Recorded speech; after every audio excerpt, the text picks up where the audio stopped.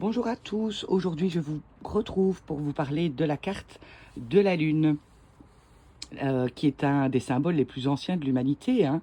Cette carte représente l'archétype féminin, maternel par excellence.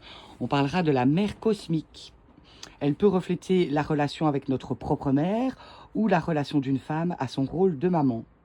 Son énergie est profondément liée à la grossesse, à la maternité ou à un désir d'enfant. La Lune parle autant de maternité biologique que de gestation créative et psychique. Elle apporte avec elle fécondité, elle enfante des idées, des œuvres, des émotions, des prises de conscience. L'eau, symbole de féminité, occupe une grande importance sur la carte, près de la moitié inférieure lui est consacrée. Cette eau renvoie à l'eau matricielle, mais aussi à nos émotions et à notre inconscient. On peut observer d'ailleurs que le rivage inférieur du plan d'eau est naturel, composé de rochers et d'une végétation sauvage, alors que le bord supérieur est clairement délimité comme une piscine, manifestement construit par l'homme, comme pour rappeler que l'inconscient est limité par le rationnel. L'aspect visuel de cette carte se distingue des autres par sa complexité, la complexité de la scène qu'elle présente, mais aussi par les connexions établies entre les différents éléments figurant sur le dessin. Comme sur la carte de la roue de fortune, les personnages humains sont absents. Avec la Lune, nous nous trouvons en plein milieu de la nuit, ce qui évoque l'impalpable, le monde des rêves, de l'intuition, de l'imaginaire, de l'illusion. Cette carte porte en effet une dimension créative et artistique. Elle est en lien avec la mise en scène, le maquillage, le spectacle, l'opéra, la poésie, le théâtre. En fait, tout ce qui joue sur les impressions et le ressenti plutôt que sur le rationnel. La Lune, elle peut être de bon augure pour quiconque souhaite s'adonner à la lecture du tarot ou toute autre discipline fondée sur la réceptivité. Sur le dessin, on peut constater que la Lune n'est pas pleine mais croissante. Une partie de l'astre demeure donc invisible. En cela, la Lune symbolise le processus secret de la gestation, mais aussi le mystère de l'âme, tout ce qui est caché, enfoui ou non exprimé. On peut apercevoir un visage dessiné sur cette Lune. Il est de profil, c'est-à-dire qu'il est dissimulé d'un côté. Et cela renforce à nouveau l'idée que certaines informations ne sont pas visibles à nos yeux, ne sont pas encore à notre portée. La Lune règne sur la nuit et cache farouchement ses mystères. Ce décor nocturne peut également symboliser une sorte de confusion. Il induit l'idée que le consultant est dans le doute, dans le noir, qu'il a besoin de clarté. L'eau d'ailleurs n'est pas immobile, on aperçoit bien les ondulations sur le dessin, comme pour évoquer une possible agitation mentale ou un sentiment de vague, de flou. Dans l'eau, on aperçoit une écrevisse, animal qui avance à reculons, animal sensible de par sa carapace fine, qui se nourrit de matière en décomposition. Cette écrevisse symbolise un état émotionnel fragile. Elle renvoie à nos peurs, nos craintes, mais aussi à nouveau à notre inconscient. Cet animal semble attiré par la Lune. Il est tourné vers elle comme pour l'admirer. Il est donc influençable par l'extérieur, comme le sont nos émotions. La posture de l'animal peut également révéler un désir d'élévation spirituelle de la part du consultant. Dans son aspect négatif, l'arcane de la Lune résonne avec la peur de l'obscurité, les cauchemars, des angoisses mal définies, ou toutes sortes d'inquiétudes liées à l'inconnu, à l'abandon. Heureusement, cette carte rappelle que tout est cyclique. Comme les phases lunaires, nos émotions ne sont jamais figées, elles évoluent, montent et descendent, en lien avec nos humeurs et nos situations de vie.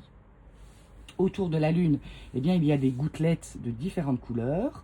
Les gouttes bleues rappellent évidemment l'eau, l'origine de tout. Les rouges symbolisent l'énergie vitale, le feu intérieur. Les jaunes représentent une force spirituelle ou mentale.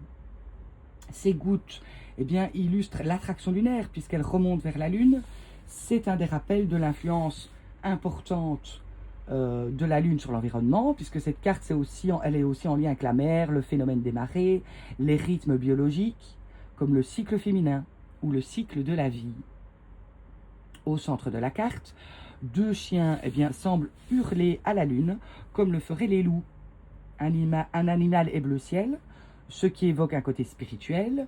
L'autre est de couleur chair, ce qui représente la matière.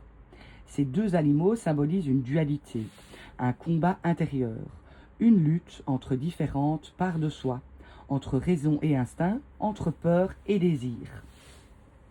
L'expression entre chien et loup correspond parfaitement à l'énergie de la carte de la lune.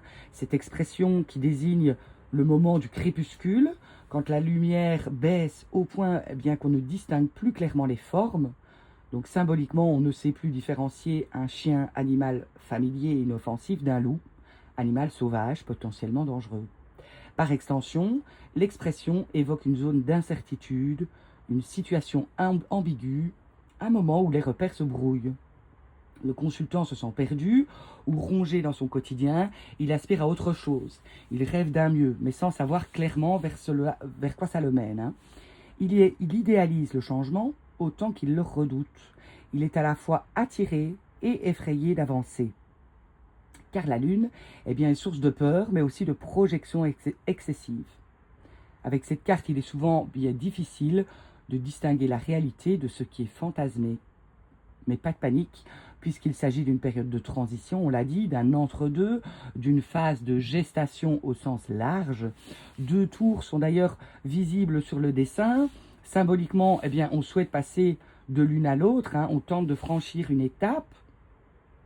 Ces tours sont disposés de part et d'autre de la carte, comme pour induire une idée de portail, mais aussi de limite ou de frontière.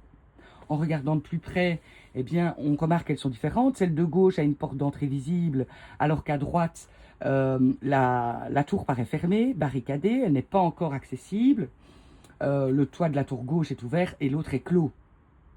Donc concrètement, il peut s'agir d'une volonté de déménager, de changer de lieu de vie ou même de lieu de travail. La lune, si elle désigne une personne, il s'agira d'une personnalité féminine, dite lunaire, rêveuse, sensible, émotive. Une femme très réceptive, intuitive, puis comme l'astre qui reflète la lumière du soleil. Elle a de nombreuses qualités, l'hospitalité, la générosité, la curiosité, l'adaptabilité. Ça va être une personne qui va être très attachée à sa famille, à son entourage, à son foyer qu'elle veut préserver. Elle a besoin d'évoluer dans un environnement protecteur. Elle ressent un fort besoin de sécurité affective et émotionnelle. Son foyer, sa maison ou son appartement, est son lieu de protection, son refuge. Elle peut sembler parfois perdue, passive, insatisfaite, fragile ou éloignée de la réalité. Mais elle est capable de transformer ses émotions en création, car elle a beaucoup d'imagination. Elle possède également un sens esthétique développé. Cette personne peut exercer diverses professions en rapport avec la carte de la lune. Une profession soit liée à la nuit, comme l'hôtellerie, la conciergerie. Une profession liée à la mer, agent portuaire, océanographe, pêcheur. Elle peut aussi opter pour un métier en lien avec l'inconscient ou le soin, psychologue, thérapeute, mais aussi envisager une activité en lien avec l'occulte, l'ésotérisme ou le féminin sacré. Elle peut également être sage-femme ou gynécologue. Mais surtout, elle sera dans son élément en touchant à l'art, en laissant exprimer son imagination, sa créativité, sa sensibilité accrue. Et donc cette personne peut être dès lors écrivain, peintre, auteur, compositeur, chanteur, musicien, etc. Au niveau professionnel, la lune annonce une période de créativité forte, mais teintée d'incertitude et de confusion. La carte révèle une envie de mutation, de changement de carrière, mais ce n'est pas le moment de foncer, car certaines informations sont manquantes ou cachées. Au niveau sentimental, la carte de la lune évoque un amour fusionnel, mais trouble, potentiellement basé sur des illusions, du fantasme, des non-dits, des émotions complexes. La relation doit en tout cas être clarifiée. Ce n'est pas le moment de fuir la réalité ni de prendre des décisions drastiques. Il vaut mieux attendre que la situation s'éclaircisse.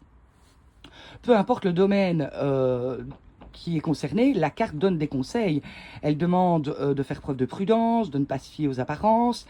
Elle te demande aussi de prendre le temps d'explorer tes rêves, tes ressentis, d'écouter ta voix intérieure pour mieux suivre ton instinct. n'oublie pas de cultiver ton imagination et ton originalité. Alors, en résumé, la Lune est une carte plutôt passive, hein. Elle n'incite pas directement à l'action. Elle symbolise un temps d'attente, de maturation, de gestation intérieure. Si ce n'est pas le moment d'agir concrètement, eh bien, il est préférable de laisser les choses évoluer lentement, on l'a dit. La carte du pendu peut être liée à la carte de la Lune, puisqu'elle représente aussi une sorte d'arrêt de temps de gestation spirituel ou autre, un état en tout cas de réception. L'énergie de la Lune, eh bien, elle est profonde, parfois opaque. Elle renvoie au mouvement subtil de notre inconscient. Et derrière son apparente obscurité, elle t'invite à éclairer ton monde intérieur. C'est une carte d'introspection qui te pousse à aller voir ce qui te dérange, ce qui t'inquiète ou qui te ronge intérieurement.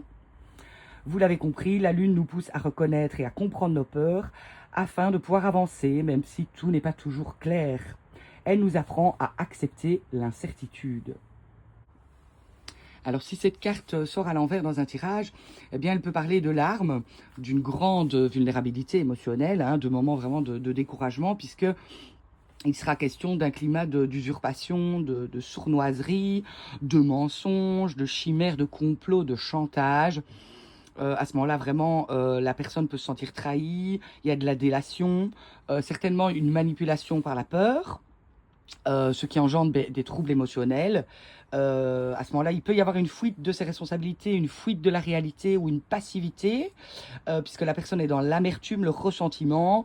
Donc, à ce moment-là, on pourra parler peut-être d'un refuge dans la dépression ou dans l'alcool, dans la drogue, malheureusement. Il est même peut-être question d'être exploité par sa famille. Il peut être question d'impopularité. Et alors, au niveau de la santé, on pourrait parler de stérilité éventuelle ou d'endométriose. En tout cas, il sera question du cycle féminin. Il y aura peut-être un souci à ce niveau-là, à creuser. Prenez des gants, évidemment, quand vous parlez de ça. Sinon, on peut y voir aussi la boulimie, la rétention d'eau, claustrophobie, cyclotomie, schizophrénie et bipolarité. Voilà. J'espère que cette carte vous a plu. N'hésitez pas à me faire un petit retour en commentaire et je vous dis à très bientôt. Prenez soin de vous.